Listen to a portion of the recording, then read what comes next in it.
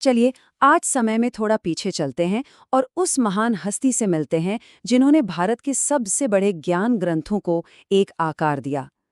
वो सिर्फ एक लेखक नहीं थे, बल्कि ज्ञान के एक सच्चे संरक्षक थे। आइए व्यास की इस अद्भुत कहानी को करीब से जानते हैं। जरा सोचिए, हजारों साल पहले किसी शांत नदी के किनारे एक ऐसे बच्चे का जन्म होता है जो आगे चलकर दुनिया का भविष्य लिखने वाला था। ये कोई मामूली शुरुआत नहीं थी, बल्कि एक पूरे युग की शुरुआत थी। तो आखिर इस बच्चे में ऐसा क्या खास था? चलिए देखते हैं कि उनके जन्म और उनके स्वभाव ने उन्हें इतना अद्वितीय कैसे बनाया। कहते हैं कि जन्म के वक्त ही उनकी आंखों में एक अलग सी चमक थी, एक अजीब सी गंभीरता थी। मतलब ऐसा लगता था मानो वो इस ब्रह्मांड के सारे रहस्य पहले से ही जानते हुए आए हों। ये साफ था कि उनका जीवन किसी बहुत बड़े मकसद के लिए था। सोचिए, जहां दूसरे बच्चे खिलौनों और खेलकूद में लगे होते थे, व्यास का मन ध्यान और तपस्या में रमता था। उन्हें दुनिया की सुख सुविधाओं से कोई मतलब ही नहीं था। उनकी तलाश तो ज्ञान की थी। और ये बात समझना बहुत जरूरी है कि व्यास के लिए ज्ञान का मतलब क्या था। ये सिर्फ कुछ बातें जानना या सुनना नहीं था।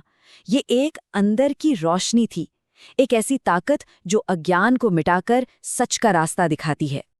तो आखिर वो कौन सा मोड़ था, वो कौन सा पल था जिसने व्यास की जीवन की दिशा ही बदल दी?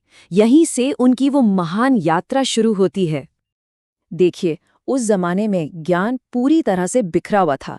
जो भी कहानियां थीं, जो भी शिक्षाएं थीं, वो सिर्फ जुबानी तौर पर एक पीढ़ी से दूसरी पीढ़ी तक पहुंचती थीं।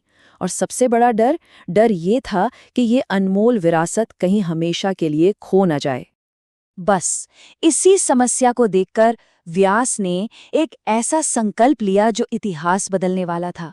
उन्होंने तय किया कि वो इस बिखरे हुए ज्ञान को इकट्ठा करेंगे, उसे एक सिस्टम में ढालेंगे और आने वाली पीढ़ियों के लिए सहेज कर रखेंगे। ये कोई छोटा-मोटा काम नहीं था। तो सवाल उठता है, इतना बड़ा काम उन्होंने आखिर किया कैसे? ये वाकई कड़ी मेहनत और प्रेरणा की एक अविश्वसनीय कहानी है। तो देखिए, उनका सबसे पहला और बड़ा काम था वेदों को व्यवस्थित करना। उन्होंने ज्ञान के इस विशाल सागर को 4 मुख्य हिस्सों में बांट दिया: ऋग्वेद, यजुर्वेद, सामवेद और अथर्ववेद।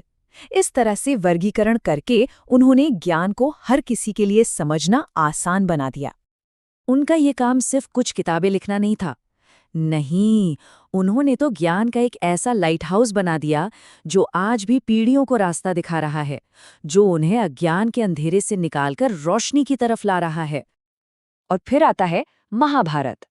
देखिए, ये सिर्फ लड़ाई और बड़े बड़े योद्धाओं की कहानी बिल्कुल नहीं है। ये असल में हमारे अंदर झांकने वाला एक आईना है। ये हमें इंसान के मन, उसके संघर्षों और धर्म की बारीकियों को दिखाता है। लेकिन इतने बड़े बड़े कामों के पीछे वो इंसान कैसा था? व्यास का जो व्यक्तित्व था, वो उनकी उपलब्धियों जितना ही या शायद उससे भी ज्यादा प्रभावशाली था। और ये बात सच में हैरान कर देने वाली है। इतना कुछ हासिल करने के बाद भी उन्होंने कभी शोहरत या सत्ता की तरफ देखा तक नहीं। वो तो एक मामूली ऋषि की तरह जंगलों में घूमते रहे, दुनिया की चमक दमक से कोसों दूर।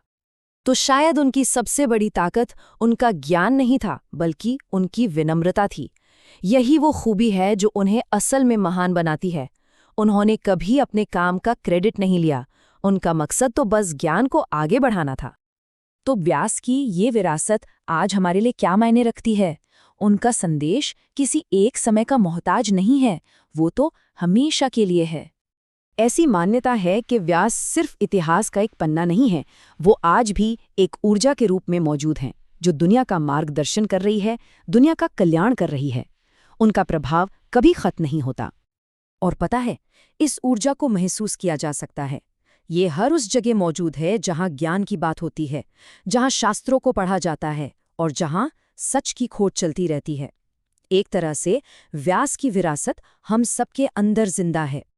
और आखिर में व्यास हमें एक बहुत शक्तिशाली संदेश देते हैं कि सच्चा ज्ञान अपने फायदे के लिए नहीं होता, बल्कि पूरी दुनिया, पूरी मानवता की भलाई के लिए होता है।